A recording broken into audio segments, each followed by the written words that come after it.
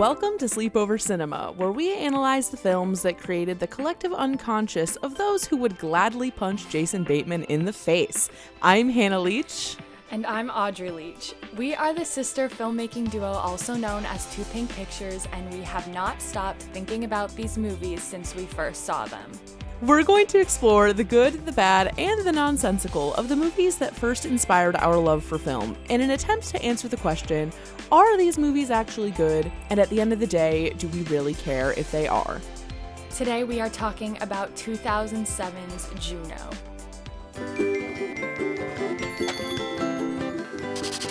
What's the prognosis, Fertile Myrtle? Minus or plus? There it is. Little pink plus sign is so unholy. That ain't no Etch-a-Sketch. This is one doodle that can't be undid, Holmes Gillett. Just tell him. I'm pregnant. Who was the father? It's Polly Bleecker. Polly Bleecker? I didn't think he had it in him. I know, right? Did you see that coming? Yeah, but I was hoping she was expelled or into hard drugs. Or a DWI? Anything but this. I could, have this baby and give it to someone that, totally needs it. You should look in the Penny Saver. They have ads for parents. Yeah, desperately seeking spawn. Hi, I'm Vanessa. Hi, I'm the husband. This, of course, is Juno. Like the city in Alaska. No. You're a part-time lover and a full-time friend. When this is all over, we can always get back together. Were we together? Yeah, we were once, At time. You think you're really gonna do this then? If I could just have the thing and give it to you now, I totally would, but I'm guessing it looks probably like a sea monkey right now. We should let it get a little cuter, right? Great. Keep it in the oven. Fox Searchlight Pictures presents a comedy about life. Boy, I thought you were the kind of girl who knew when to say when. I don't really know what kind of girl I am. And the bumps along the way. Your little girlfriend gave me the stink eye in art class yesterday. Katrina's not my girlfriend, all right? And I doubt that she gave you the stink eye. That's just the way her face looks, That's just her face. I don't know if I'm even ready to be a father. Yeah, big puffy version of Junebug. Where you been? Just out dealing with things way beyond my maturity level. I need to know that it's possible that two people can stay happy together forever. The best thing you can do is find a person who loves you for exactly what you are.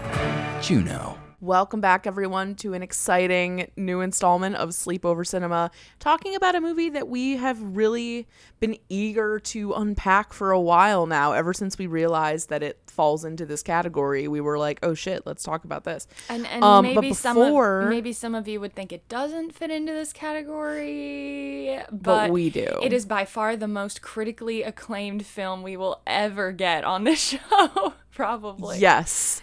Unless at some point we get desperate and we do like Lady Bird or something. Yeah. Then maybe. But this movie, which to me feels very much like a spiritual predecessor to Lady Bird, was a really interesting movie for us to get into. But before we get into all the facts and figures for this movie, we just want to bring up that we are having our very first live trivia event on Friday, August 13th. It's going to be co-hosted by us and Darren of Under the Tree with DXC. You will recognize him from our Bring It On episode. He's a really good trivia writer, and it's going to be on Zoom, so you can come no matter where you are, and it will be fun, and there will be a Sleepover Cinema goodie bag for the winner. On Friday, August 13th at 7 p.m. Eastern Standard Time, but you can register at the link in our bio. And also, today's a little bit different because I did not do the research for this episode. Audrey did. So she is going to guide us through the facts and figures surrounding this movie. So, Audrey, would you like to take us away? Yes. All right. So, Juno was released theatrically on December 5th, 2007 in the US. The rollout of Juno is a little bit different than the movies we usually cover because it is considered an indie film. So a lot of times indie films that end up getting theatrical releases go on the film festival circuit first and like gather all their acclaim and hype, and that is what allows them to cross into the theatrical distribution world. So Yes. Juno premiered at Telluride Film Festival. It went to Toronto Film Festival, Austin, and it also was played at a lot of international film festivals. As far as the Oscars go, it was nominated for Best Picture, Best Actress, Directing, and Best Screenplay. It actually won Best Screenplay. And I was just thinking how funny it is that we've never been able to talk about the Oscars on this show. Not once. So the fact that it is critically acclaimed and Sleepover Cinema approved is rare. Very rare. Juno was directed by Jason Reitman, who is known for Up in the Air and Thank You for Smoking as a director, but he also is an executive producer, and it seems that him and Diablo Cody have an established working relationship. He was the executive producer on Jennifer's Body and also Whiplash, which is not Diablo Cody, but it's a good movie. But good. Yeah. And J.K. Simmons. Hey, there's a connection. yes, they're definitely all like a network of people They're who in cahoots, like to for work sure. together. And then he's also executive producing an unspecified HBO Diablo Cody TV series in the near future, which is Ooh. very exciting. And Diablo Yes. Cody had, I don't know that she's been like out of the game per se, but she certainly is experiencing a resurgence in popularity. So this makes a lot of sense to me. Juno was produced by 10 people, and that is kind of a common thing also for indie films, where they have a lot of support from people in the industry, but they don't have a ton of money. So that's when you'll end up having like a lot of people pulling favors and then getting producer credits because there's like no like real way to financially compensate them. But I listed the top 3. And that's Joseph Drake, who produced Juno and all the Hunger Games movies. Daniel Dubiecki, who obviously produced Juno. I'm listing them for Juno. Juno, Up in the Air, and Money Monster. And then we have Leanne. And then we have Leanne Hathon. And this one makes a lot of sense to me because of what her most popular works are: Juno, Perks of Being a Wallflower, and Ghost World. Like that. Yes. That is perfect for this movie. Like, it makes sense. And then Juno was written by Diablo Cody, who I feel like there's a lot of kind of like intrigue around, kind of, especially now. Yes. Maybe people knew more about her in 2007 and around those years. But Hannah, what comes to mind when you think of Diablo Cody? Yeah. To me, the thing that comes to mind when I think of Diablo Cody is the dialogue style. Like, I'll get into it more when we start talking about the movie, but I think of woman/girl centered, really strong dialogue, kind of quirky and like a little bit before its time stylistically. Those are the things that I think of. Yeah, me too.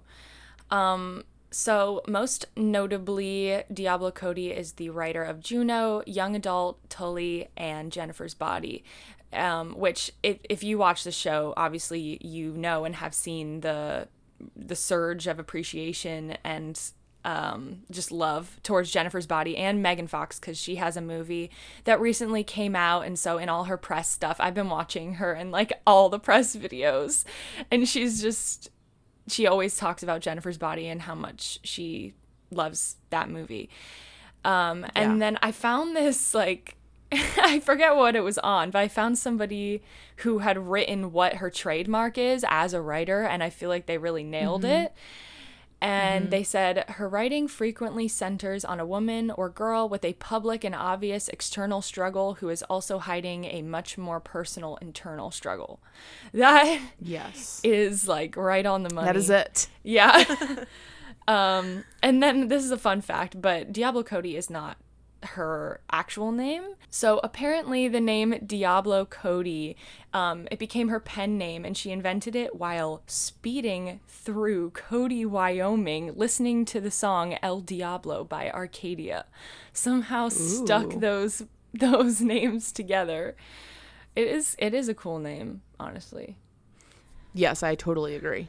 And then I kind of want to just outline like her career path, because it is pretty bizarre, I guess, when you think about the typical person who becomes an Oscar-winning screenwriter. She wrote blogs for a long time, like while she was working normal day jobs and all that stuff. She would write blogs under like alias names, and like they were pretty autobiographical, but you wouldn't really know, basically. It was like anonymous. Yeah.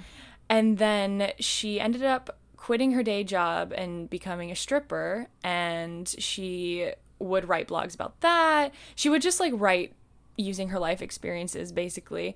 And then she ended up writing for a newspaper, which led to writing an article for, I think it was a weekly column for Entertainment Weekly. And then she wrote a memoir, which got her a manager who is the first person who encouraged her to write a screenplay. So, and that's how we've received these gems in our lives. Yeah, so it's a meandering path, but I think it's interesting and like rare. Yeah, definitely. And then there's one other thing on this outline that, so okay, obviously this episode is going to get into reproductive rights. Like that is just a thing we are going to talk about. So maybe if you have experiences with pregnancy or having been pregnant, or if it's like a sensitive subject for you, maybe skip this one. But anyway, specifically, I guess in 2019, after this anti-abortion law dropped, LOL. No, was signed into law in 2019. It was this specific law where abortion was banned past the 6-week mark, which, like, for reference, that means that if your period is 2 weeks late and you haven't figured it out yet, it's too late for you to get an abortion. Like, it's really, really, really, really, really early, and it's very inhumane. It's an inhumane law.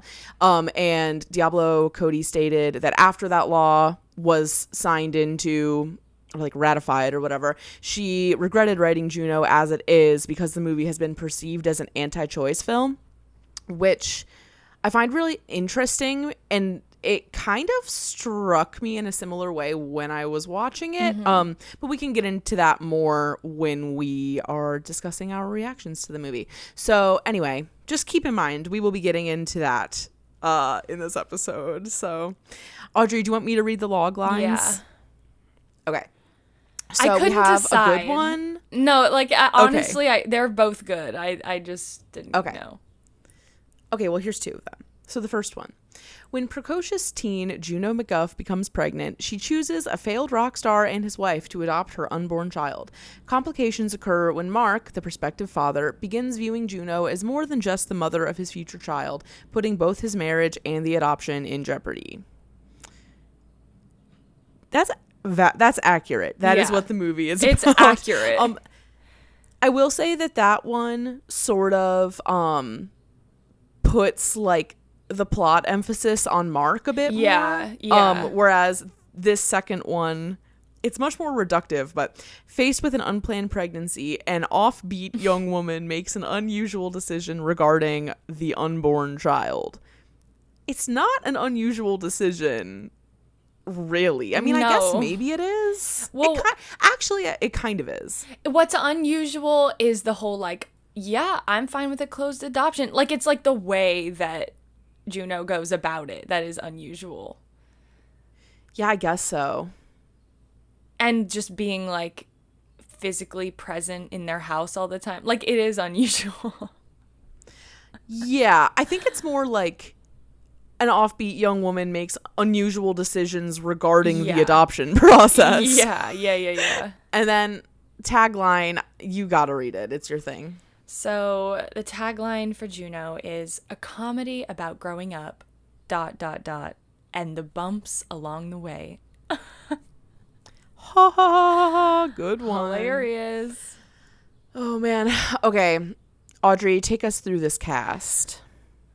Okay, well, this cast is stacked, and I Yes. thought an interesting note about this movie, as I mentioned, it was relatively low budget, especially for the actors they were trying to get and did get. So a lot of them ended up taking below their standard rate because they loved the script and they were like, I just want to be a part of it. I don't really care about the payment, especially Jennifer Garner. She was like kind of the Right. lead of that.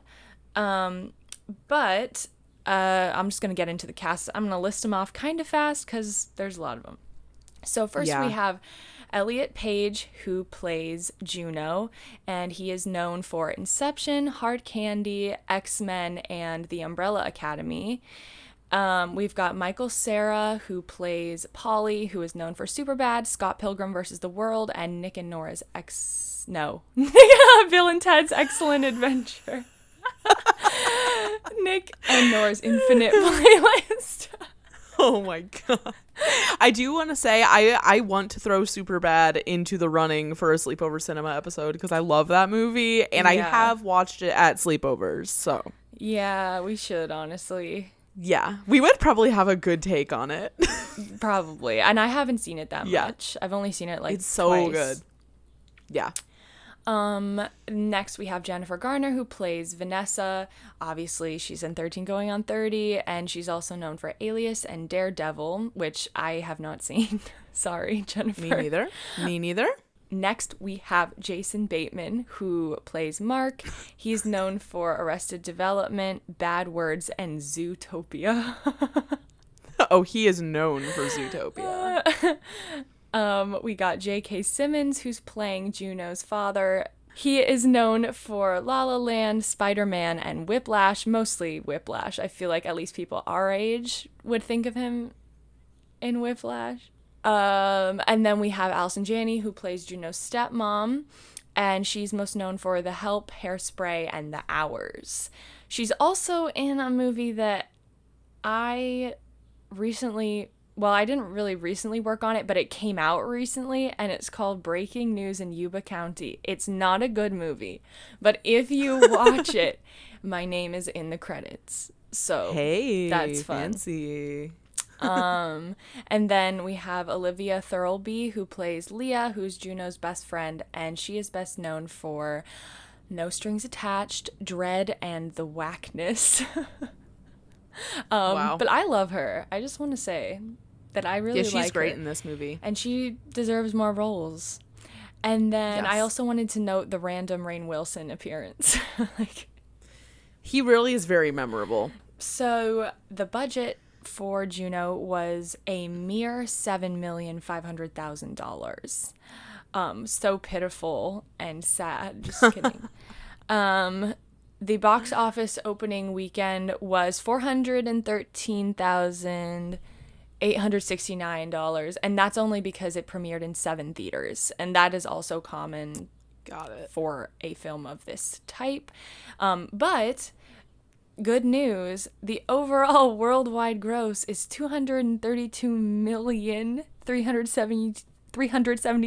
$232,372,681. Wow. So, yeah, safe to say it was a hit, and that's incredible. Wow. And Diablo Cody should The have gotten impact. like 40 projects from that. I mean, I'm sure she did. I'm sure she did offers wise. But like Probably. it's like that kind of success is really rare in this particular Definitely. range. Oh my gosh. Yeah. In this particular lane. Yeah, I mean, this movie made a really, really big cultural impact for certain as well. Like, one thing about it that I feel when I was watching it is when we first saw this movie, or when I first saw this movie, I was really struck by the dialogue, and I was like, whoa, no one talks like this. Like, this is so out there. But when I listen to it now, I'm like, oh, this is how people talk. Yeah.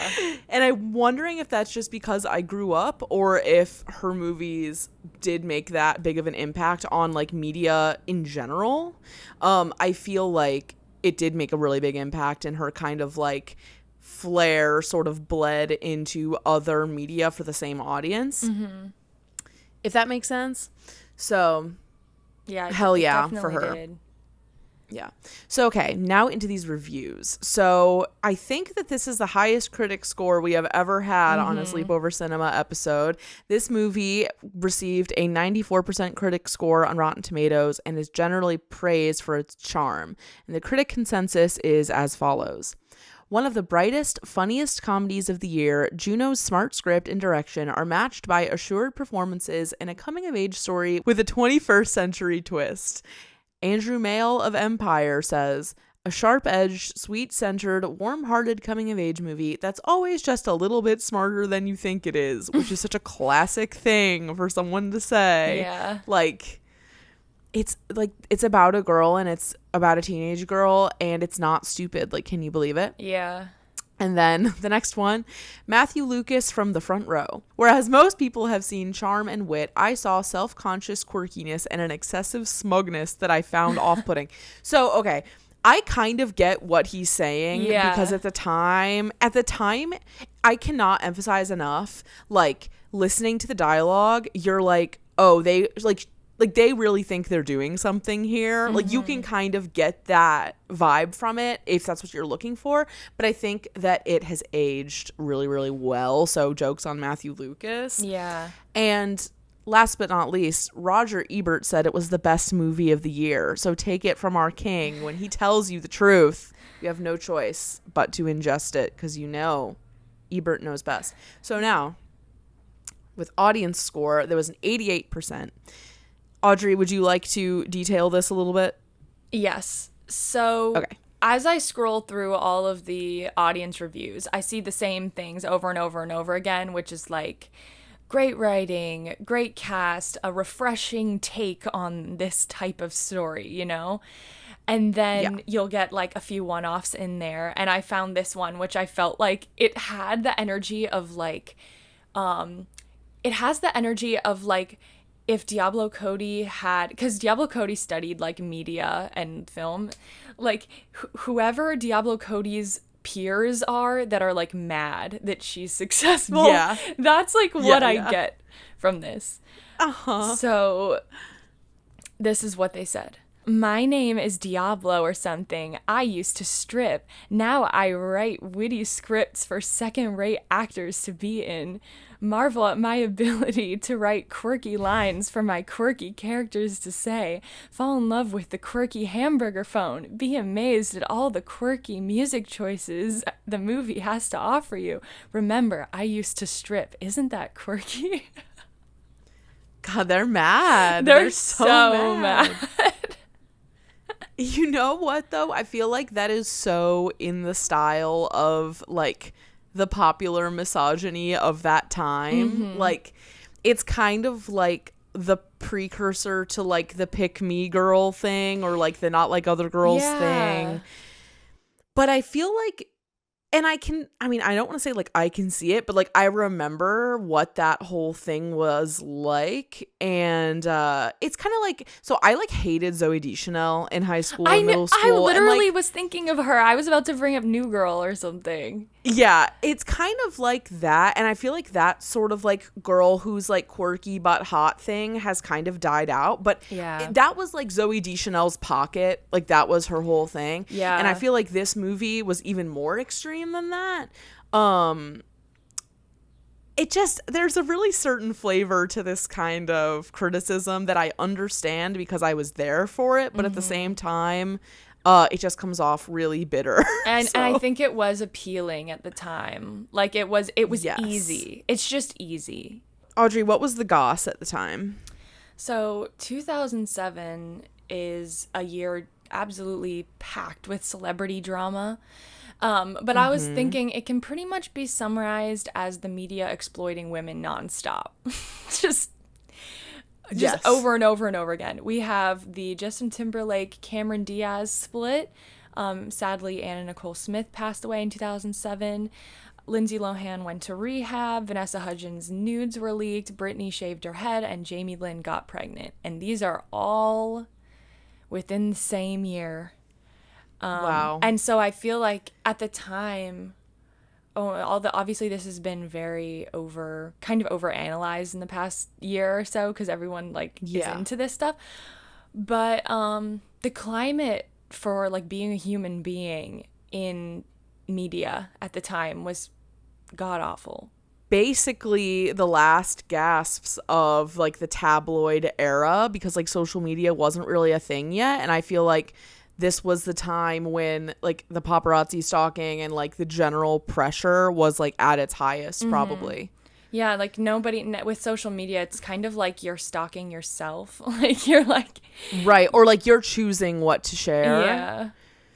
It's also really interesting at the same time, social media wasn't a huge thing yet, but it was enough to the point where Vanessa Hudgens' nudes being leaked was a thing that could happen and made a big impact. It's kind of so much of a hellscape because the Venn diagram of social media age and tabloid age were overlapping. It was still in the middle portion. Yeah. Also, Jamie Lynn being pregnant and ending Zoe 101 is sort of, just the fact that teen pregnancy was so in the zeitgeist at the time, Teen Mom was still kind of relatively new. It was still a thing that people were super, I think the novelty of being able to talk about it on TV or in shows was still there, without it just being taboo. I think what you're trying to get at is that although Juno could be viewed as an anti-choice film now, at that time it was a refreshing take on this type of storyline. Yes, definitely. She wasn't traumatized. Well, she wasn't leading with her fear and trauma about being pregnant. Yeah. Which was rare. Okay, so Audrey, what do you remember about when you saw this movie the first time? I don't remember anything about when I saw this movie the first time. I don't even know when I saw it for the first time, but I don't think it was... I think I was relatively young. I think I was probably in middle school or some... it came out in December of 2017, so you would have been halfway through 5th grade. 2017. Shit, sorry, 2007.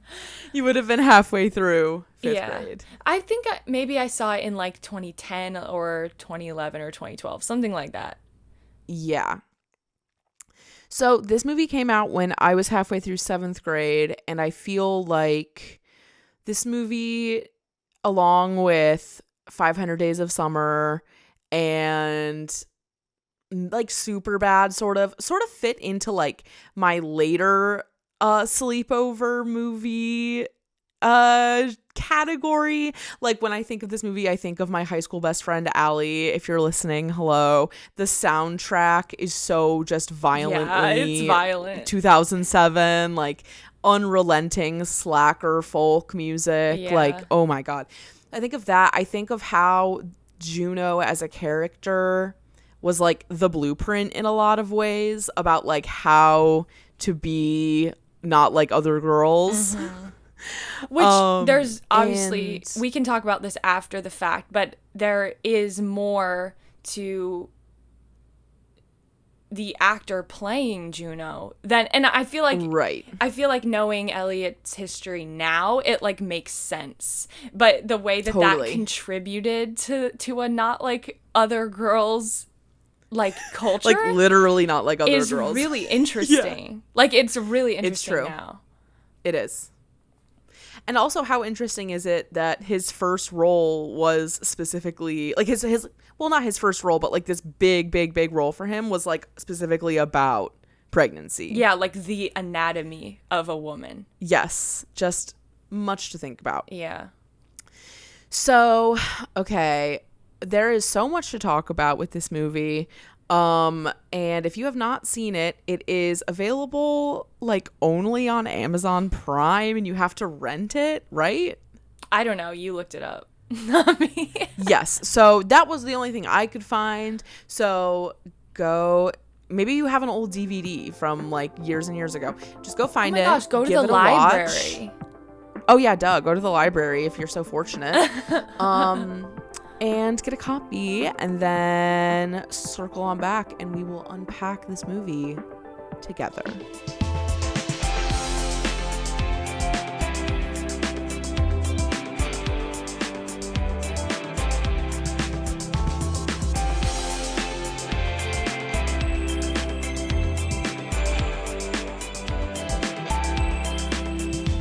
We are back, everyone. Ready to just dive headfirst into 2007's Best Picture winner. It was Best Picture winner, right? No, it was Best Fuck. Screenplay winner. Okay. It was nominated for Best Picture. Okay, never mind. Best Screenplay winner, a rarity for this program. So let's start with the good things. For me, I mostly have a lot of notable things, but Audrey, you go first, and maybe I'll just react to your things. Okay. So, I like the intro sequence. I think there are moments where I would think it's, like, too much, maybe. Or, like, it's, like, trying to be something it's not. I don't know. But I think on this past watch, I felt like it was a good stylistic choice.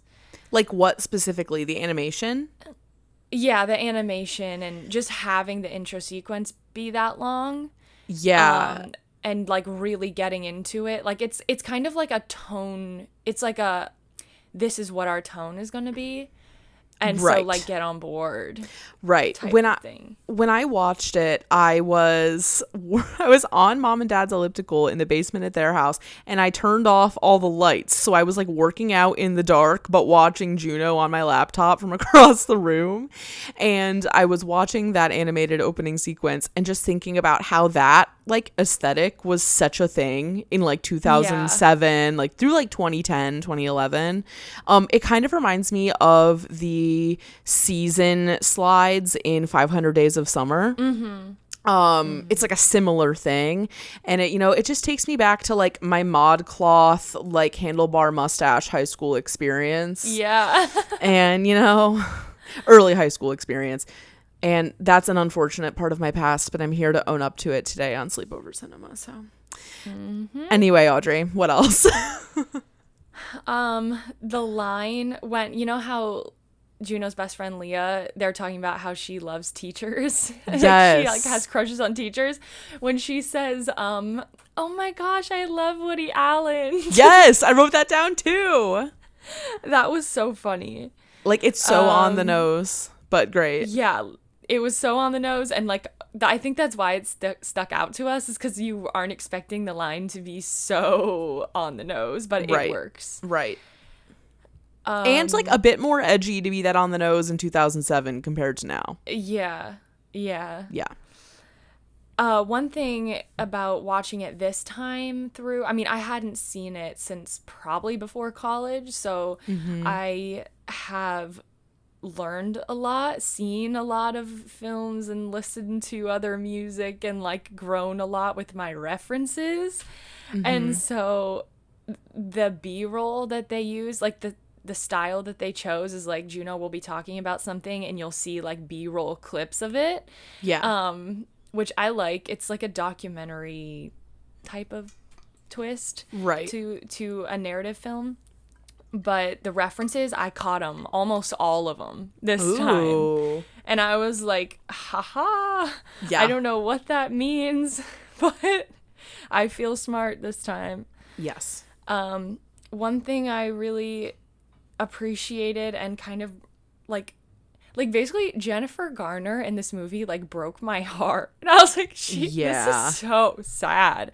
She did such a good job. Yeah. Like that scene in the mall is so where she's like trying to feel the baby. It's like so sad. It is really sad. and also very heartwarming at the same time. Yeah. I noticed some really bold, like, full fade choices. Like, at the end of a scene, Yeah. it would just go a full fade to black and sound as well. Like, no crossover with the next scene. And I was like, and the mall is a good example of that. Like, at the end of the mall scene, it's a shot of Juno's face, like, reacting to Vanessa, who feels the baby, and then it goes completely to black. And I was like, yeah, that's a good choice. Yeah. But whenever I see that, it's like a little jarring. Right. But then you think, well, it's there for a reason. Like, we're supposed to, like, ruminate on that a little like bit. This, like, that was, that moment had gravitas, and now they're telling us just in case we hadn't felt it. Yeah, they're telling us to think about it for a second. The shot of the girl who has a stink eye. Yes. That was so well planted in there. I really It was the kind of, like, absurdist thing that would be in, like, Napoleon Dynamite or something. Yes. Oh my God, wait. So I actually wrote down that I felt like this movie had, like, there were some stylistic reverberations of Napoleon Dynamite in the way that this movie was shot. Which makes sense. Yes, totally. Timeline-wise. Totally.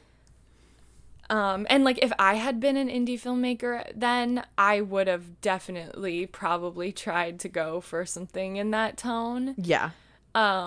Although then you kind of look a little derivative. That's the only issue with it. But, like, Juno does a good job of channeling that energy without feeling derivative of other movies. Yeah. Right. I cried. Girl, I cried. When did you cry? I can't even remember now. I think I was, like, fighting it back. I was fighting for my life watching this movie. Yeah. I think the mall scene might have been one of them. I don't remember. But yeah, it's just generally, it kind of got me. Yeah. Do you have any other good things? That was the end. Okay. Mine were... Oh, okay. Well, so I already said the thing about the dialogue. I feel like the dialogue has aged really, really well, and it struck me as way less quirky as it once was. There were just parts of the script that were just so 2007 that just... Like, I could even say it's a bad thing, but to me, because of, you know, we're nostalgic people, it just got me. And one of those things was when Leah and Juno are sitting in the park and they're looking at the penny savers. Yeah. And Juno describes the ideal couple that she wants to take her baby. And she's like, you know, like 35-year-old graphic designer guy with, like, a cool Asian girlfriend who rocks out on the bass guitar. I was like, no. And then I also just in general appreciated that Juno as a character is, like, demonstrated to not have daddy issues, which is great.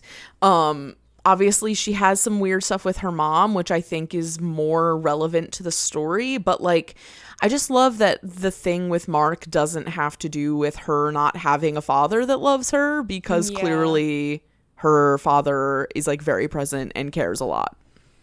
Yeah, and their reaction to it, both of them, is really good.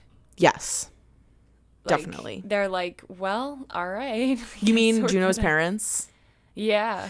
Yeah, the only thing is when they were like, well, I hoped that she had, like, hit someone with her car or, like, done something or something. And I'm like, honestly, this is, like, not that bad. Like, no. Yeah. When we get to the notable section, we can talk about the anti-choice thing again. I would like to. But the bad stuff. Did you have anything written under bad? A few things, but it's not, like, for real. It's not, like, that serious. Yeah. But I was saying, I don't really know if I buy the best friendship between Leah and Juno. It's like, they're fun and they definitely have a similar sense of humor. But, like, you just look at, like, the landscape of high school and, like, generally what that would be. And, like, I don't really see it for them, but yeah.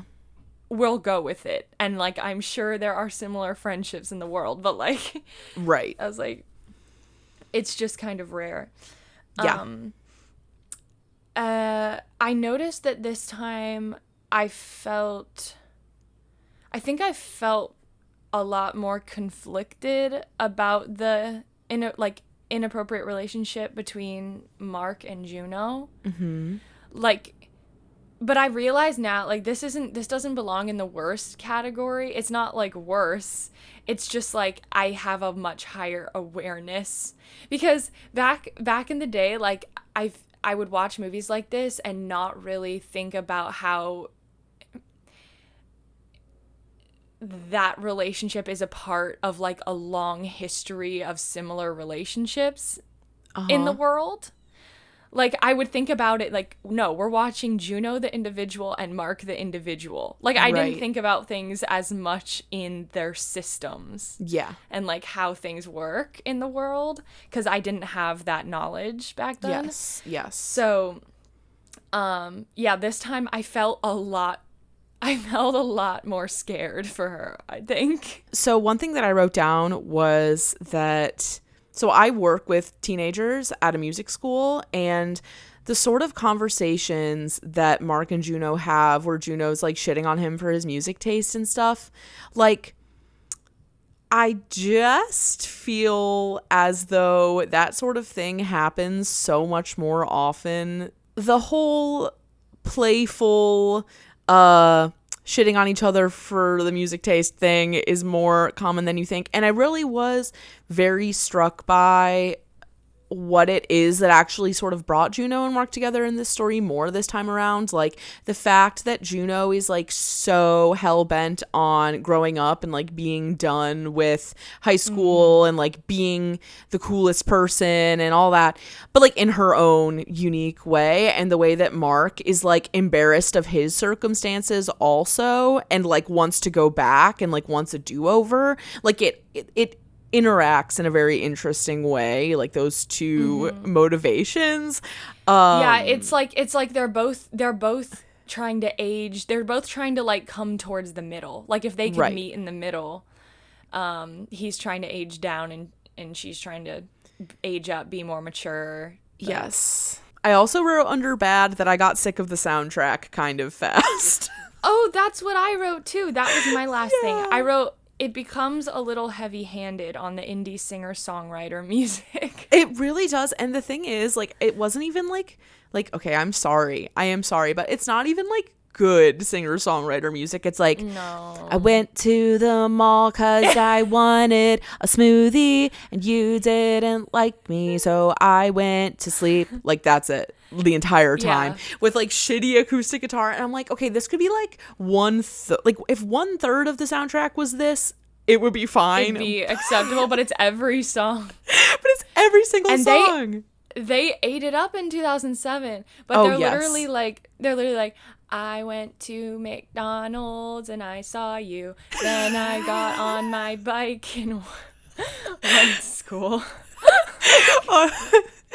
Honestly, the amount of parodies we could make if I had my guitar with me too, like, we could make a whole episode just of like Juno song parodies, like, without even trying. Yeah, it wouldn't. Yeah, it would not be hard. You could say anything. Yes.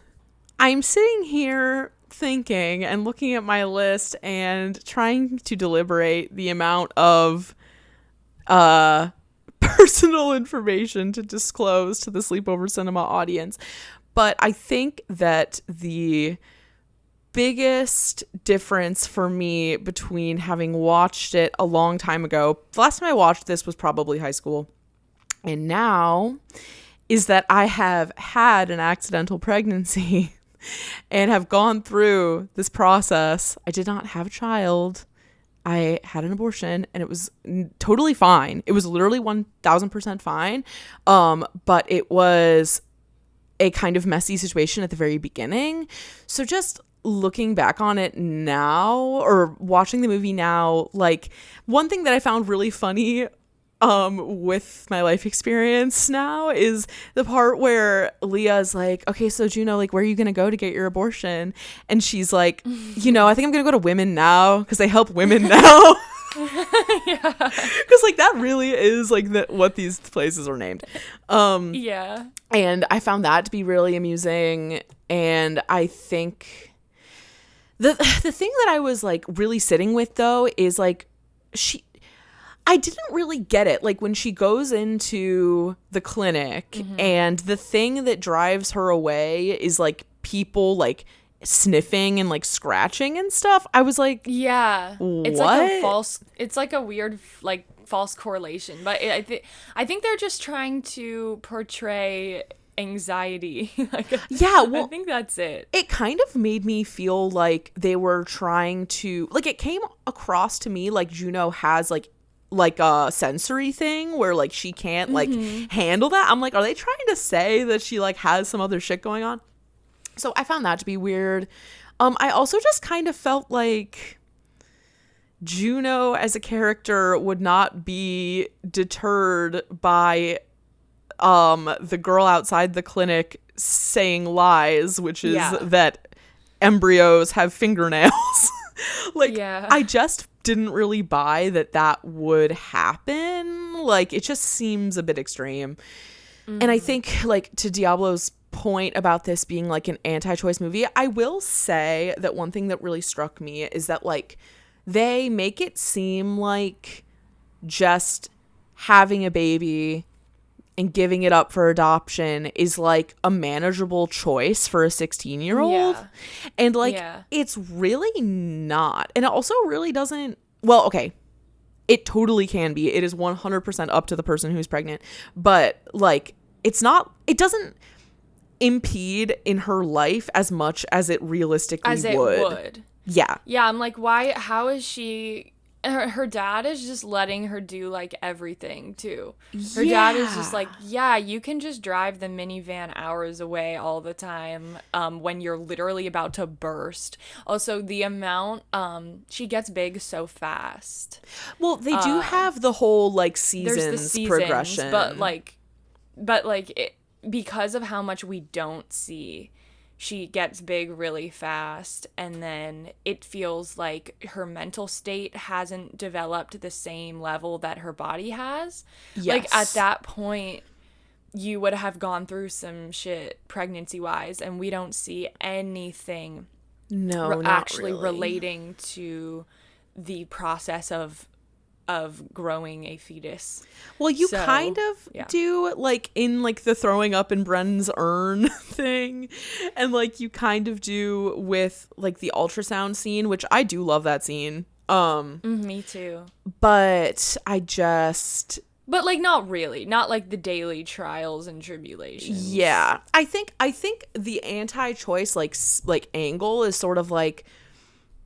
Look, like this quirky alternative liberal girl did it, like just have the baby, you know? And it's just, at the time, I agree with what we said earlier, that like it was a refreshing take on this sort of story. I think that now it is a little bit different. It's reductive. It's a bit reductive, yeah. But at the same time, it's like partly refreshing that they're not leading with trauma, but it's also naive. Like inaccurate, but it's also like, God forbid, like this is a thing that happens to people all the time. Like I'm a perfect example. Like this sort of thing happens all the time, and for some people it's a big deal, for some people it's not a big deal.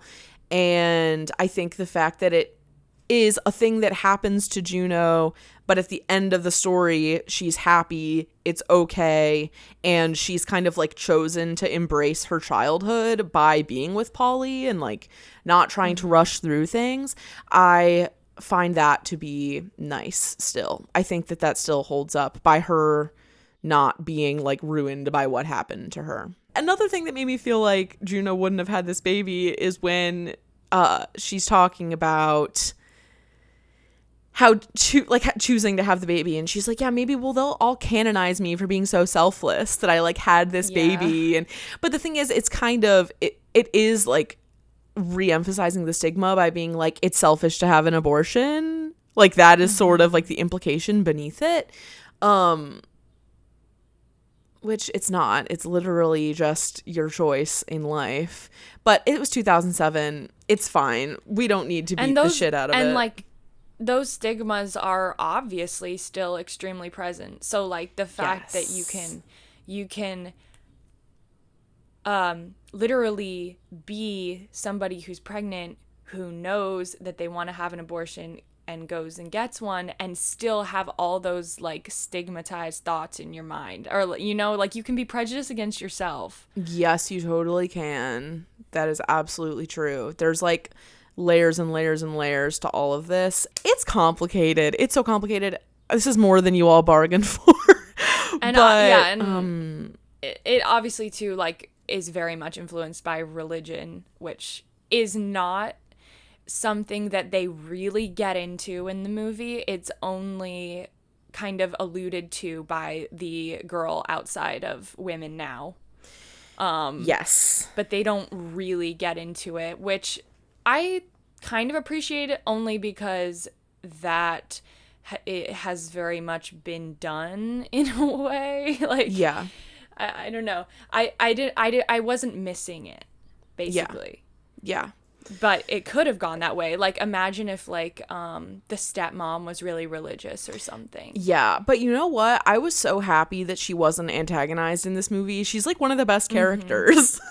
I know, she's so fun. She's so great. Like, supportive, but, like, a very real stepmom. Like, she's a very real mother figure. Yes, I totally agree.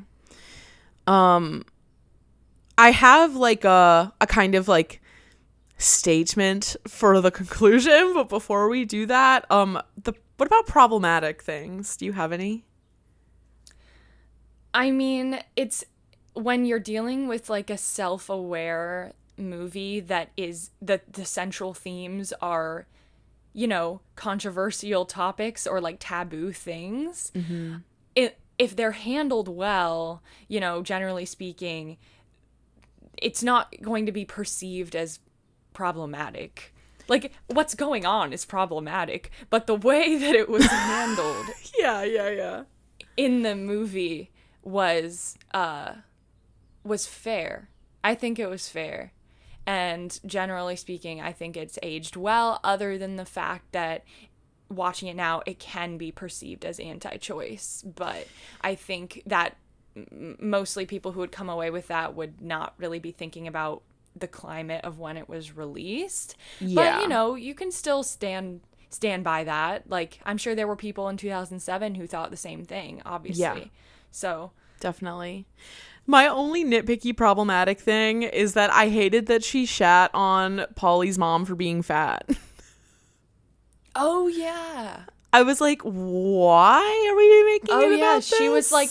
She was like needlessly brutalizing. Yeah, she was like, Mrs. Bleecker was probably really pretty at some point, but now she's just like a fat Muppet or something like that. And I was like a what? Lord of the Rings character. Oh, yeah. It was like the Hobbit or something. Yeah. I was like, what if you just said that she was a bitch, or like not a bitch, but like what if she was just mean? Like, what if you just had like a bad experience with her? Like, it didn't need to be about her physicality. Yeah, totally.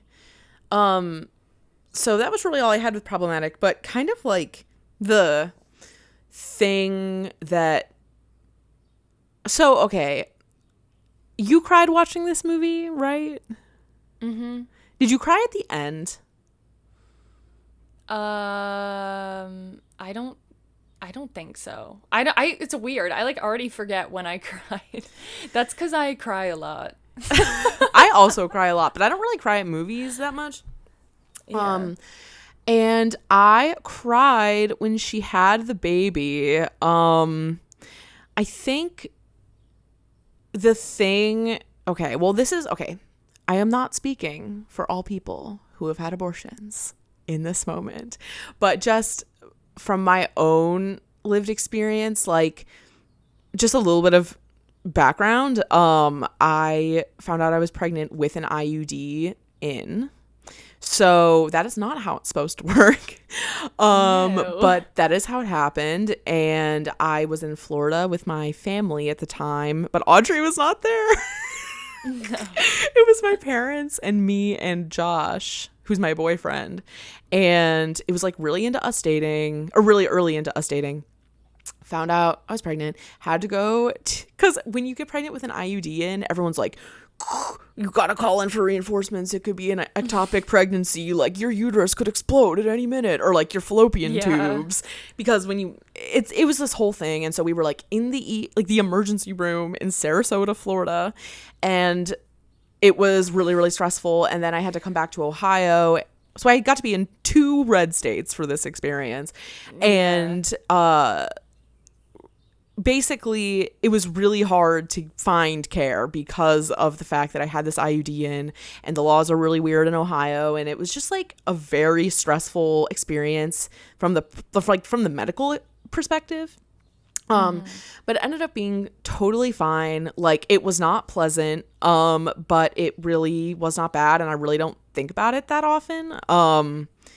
People can do this, and it really does not have to be trauma or anything. But I think the thing that the one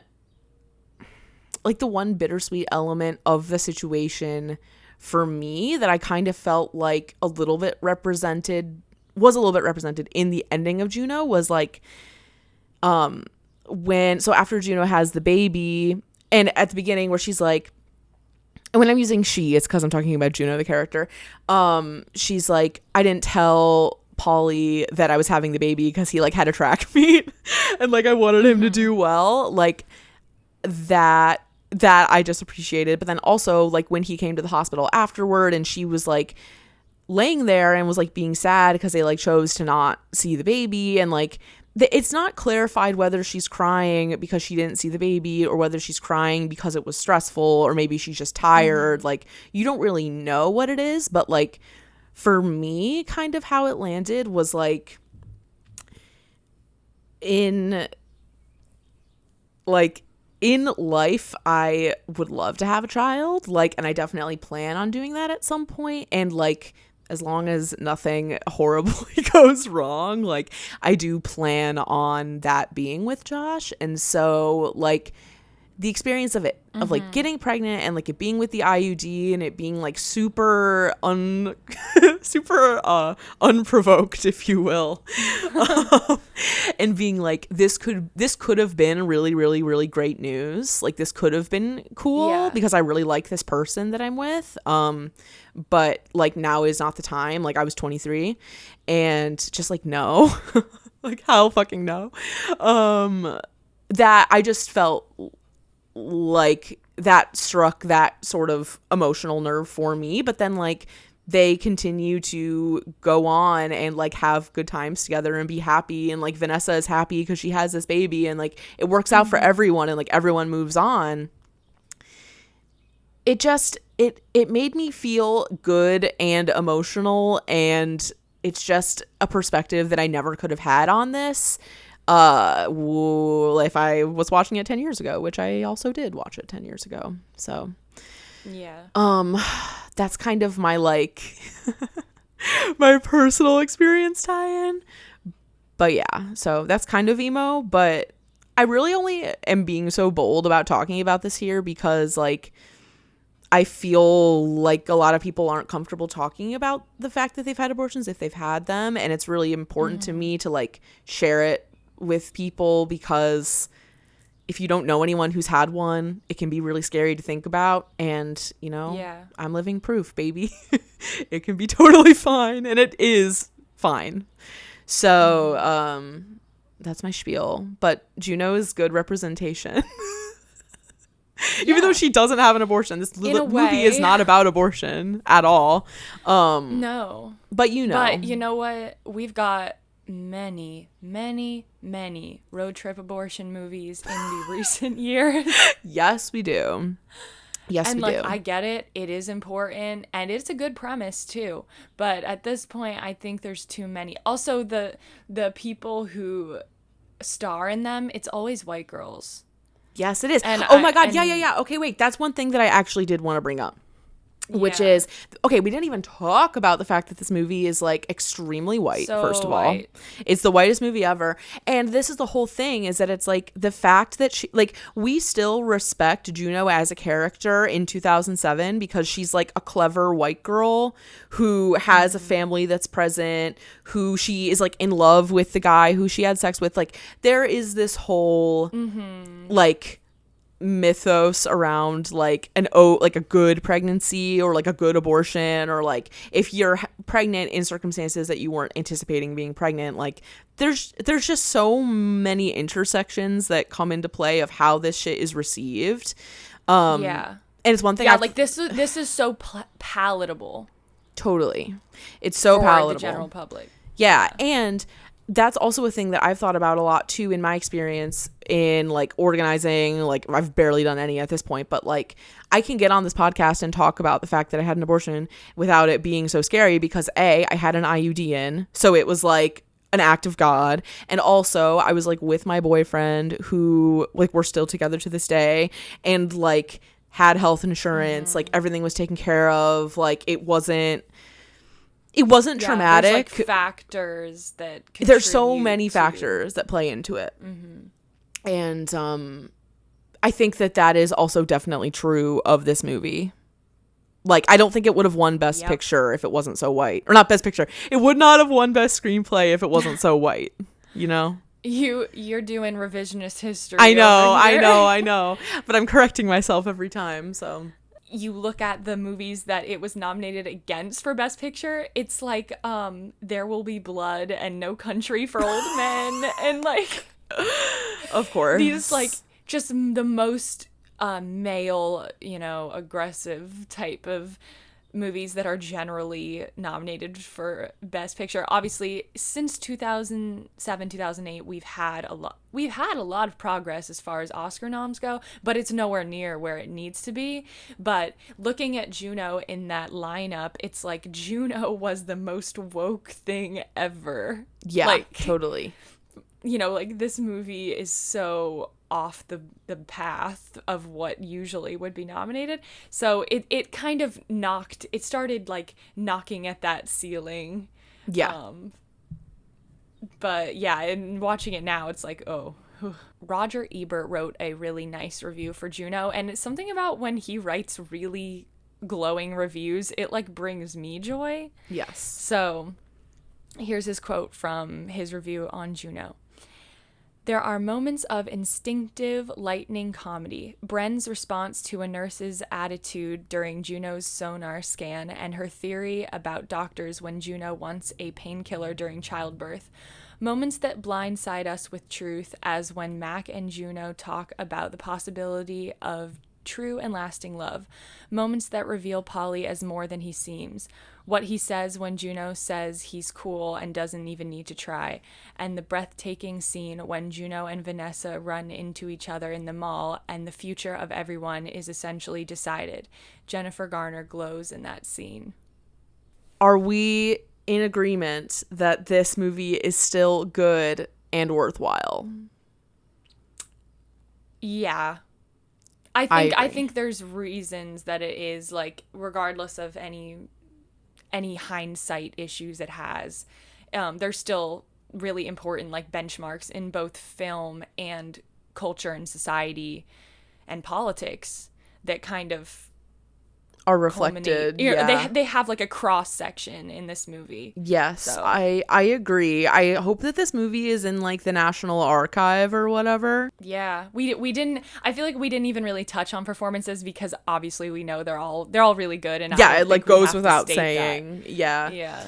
Before we go, don't forget, slight tone shift, but don't forget that we do have this trivia happening on Friday, August 13th.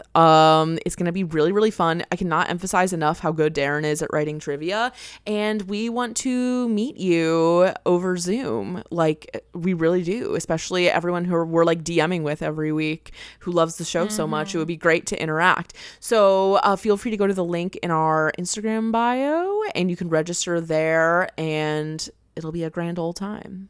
So with that being said, I hope you enjoyed this review of Juno, and we will be back next week with a brand new film. Yes. Just kidding. It's not brand new. We're about to get into some actually the next movie we're doing came out the same year as this movie.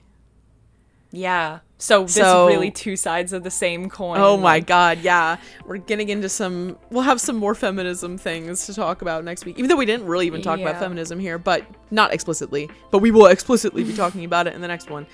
So have a good week, and we will see you then.